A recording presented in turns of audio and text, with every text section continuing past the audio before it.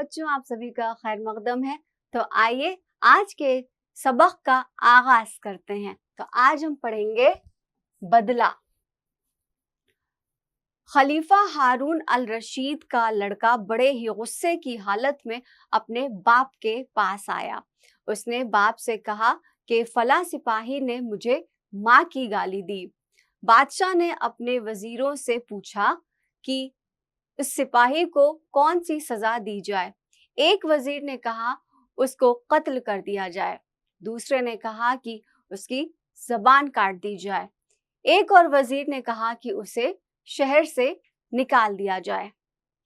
खलीफा हारून अल रशीद ने सबकी बातें ध्यान से सुनी और अपने बेटे से मुखातिब होते हुए कहा, ऐ बेटे, तू अगर उसको माफ कर दे तो बहुत अच्छी बात है, और अगर माफ करना नहीं चाहता तो तू भी उसे वही गाली दे जो उसने तुझे दी थी। अगर उससे ज्यादा दी तो फिर तू खतावार है। बहादुर वो है जो गुस्से की हालत में अपने को काबू में रखे।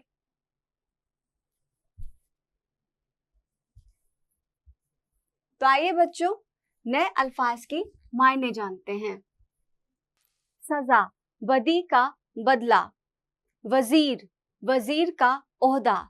मुखातिब, जो सामने हो उससे बात करना। मुखातिब, जो सामने हो और जिससे बात की जाए। खतावार, गलती करने वाला, गुनाहगार। गाली, बदजबानी, फहश बात। काबू, जोर, ताकत, इख्तियार। अब बच्चों आते हैं तफहीम सबक पर। तो बच्चों, सही जवाब पर आपको निशान लगाना है। पहला सवाल है कि सिपाही ने खलीफा के लड़के को गाली दी, तो उसका जवाब है कि माँ की गाली दी थी। बच्चों, दूसरा सवाल है कि पहले वजीर ने सिपाही को कौन सी सजा देने की राय दी, तो पहले सिपाही ने उसको कत्ल करने की राय दी थी। बच्चों, अगला सवाल है, खलीफा हारून अल रशीद अपने बेटे को सबसे अच्छी राय क्या देते हैं, तो उसका जवाब होगा माफ करने की। बच्चों, अब आपको खाली जगह भरनी है। तो पहला सवाल है कि खलीफा हारून अल रशीद का लड़का, और इसका जवाब होगा गुस्से की हालत में अपने बाप के पास आया। दूसरा सवाल है कि उसने बाप से कहा कि फला सिपाही ने मुझे माँ की गाली दी। अब अगला सवाल है कि खलीफा ने बेटे से कहा कि अगर तू उसको, इसका जवाब है माफ कर दे तो ये सबसे अच्छी बात है। फिर अगला सवाल है आपका बच्चों आखिरी सवाल है कि बहादुर वो है जो, इसका जवाब है गुस्से की हालत में अपने को काबू में रखे। अब आपको मुख्तसर जवाब देने हैं। तो आपका सवाल है कि खलीफा हारून अल रशीद का लड़का अपने बाप के पास क्या शिकायत लेकर गया।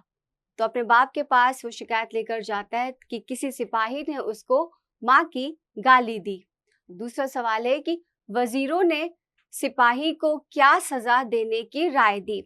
तो पहली जो सलाह दी गई थी वो ये कि उसको कत्ल कर दिया जाए। दूसरे वजीर ने सलाह दी थी कि उसकी जबान काट ली जाए, और तीसरे वजीर ने सलाह दी थी कि उसको शहर से निकाल दिया जाए। बच्चों, अब अगले सवाल की तरफ बढ़ते हैं कि खलीफा ने अपने बेटे को क्या बदला लेने के लिए कहा था। तो इसका जवाब है नहीं। खलीफा ने बल्कि अपने बेटे से कहा था कि या तो वो उसको माफ कर दे, और अगर वो माफ नहीं करना चाहता तो उसको वही गाली दे जो उस सिपाही ने उस लड़के को दी थी, और अगर वो लड़का उस गाली के अलावा कुछ और बात कहता है तब फिर वो लड़का खतावार हो जाएगा। और तीसरी बात कही गई थी कि अगर वो अपने गुस्से पर काबू पा लेता है तो वो सबसे ज्यादा बहादुर होगा, क्योंकि बहादुर इंसान वही है जो गुस्से की हालत में अपने गुस्से को पी जाए, बर्दाश्त कर ले, काबू कर ले। बच्चों, अब आपको दर्जुज़ेल अल्फाज के जुमले बनाने हैं। जैसे बाप, बाप का दर्जा दुनिया में सबसे आला है। फिर है माँ, माँ के लिए आप जुमला बना सकते हैं कि माँ के पैरों तले जन्नत है। ज़बान, ज़बान से हमेशा अच्छी बात निकालो। माफ, माफ से आप जुमला बना सकते हैं कि माफ करने वाला गुनाह करने वाले से ज्यादा बड़ा है। अब बच्चों आते हैं कवायद पर। कलमा की किस्में। तो बच्चों आप ये पढ़ चुके हैं कि हुरूफ के बामानी जोड़ को हम कलमा कहते हैं। कलमा की 6 किस्में हैं, इस्म, फ़ेल, हर्फ, ज़मीर, सिफत, मुतालिक फ़ेल। इस्म, साद, आप कौन से शहर में रहते हैं? माज, जी मैं श्रीनगर में रहता हूँ। साद, आपके हाथ में क्या है? माज, मेरे हाथ में किताब है। मुकालमे में साद और माज 2 शख्सों के नाम हैं। वहीं जगह का नाम श्रीनगर है, जबकि किताब चीज का नाम है। तो बच्चों दुनिया में जितनी भी चीजें हैं उन सब का कोई ना कोई नाम है। इस्म की तारीफ, किसी शख्स, जगह या चीज के नाम को इस्म कहते हैं, जैसे अहमद, दिल्ली, घड़ी। बच्चों समझो और लिखो। बच्चों आपको 5 शख्सों के नाम लिखने हैं, जैसे यहाँ पर आप लिख सकते हैं आमिर, मोहम्मद, माजिद, खालिद, जुबैर, मुमताज। अब आपको लिखना है 5 जगहों के नाम। यहाँ पर आप लिख सकते हैं आगरा, मेरठ, हापुड़, बनारस, कानपुर। अगला सवाल है 5 चीजों के नाम। तो 5 चीजों में आप लिख सकते हैं किताब, कलम, गुलाब, कंप्यूटर, बोर्ड।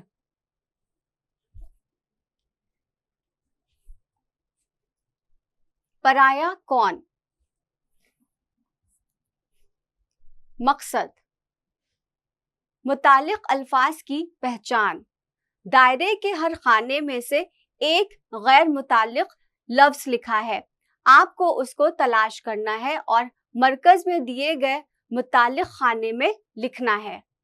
मकसद, मुतालिक अल्फाज की पहचान, दायरे के हर खाने में से एक गैर मुतालिक लफ्ज तलाश करके मरकज में दिए गए मुतालिक खाने में लिखिए। जैसे बच्चों यहाँ लिखा है कबूतर, कुत्ता, कौवा, कोयल, तीतर, बटेर।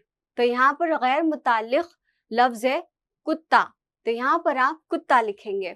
उसके बाद अगला है गाय, बैल, मोर, भैंस, बकरा। तो बच्चों यहाँ पर आप लिखेंगे मोर। इसी तरह से बाकी की मश्क आप खुद से करेंगे।